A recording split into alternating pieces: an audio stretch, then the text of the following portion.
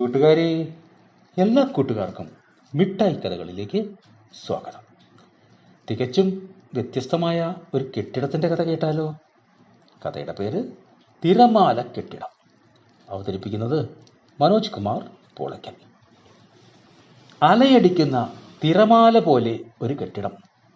ഡെൻമാർക്കിലെ വെജ്ജിലെ പട്ടണത്തിൽ the wave എന്ന് പേരിട്ടിരിക്കുന്ന തിരമാല കെട്ടിടത്തിന് 14,000 ചതുരശ്ര മീറ്റർ വിസ്തീർണമുണ്ട്.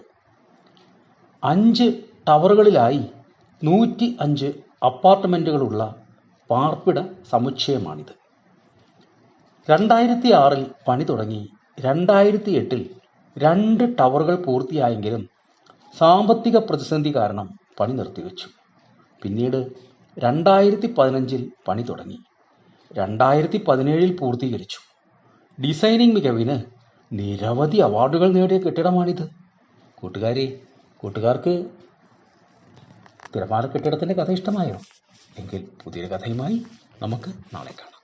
എല്ലാവർക്കും നല്ലൊരു ദിനം ആശംസിക്കുന്നു. Story uncle.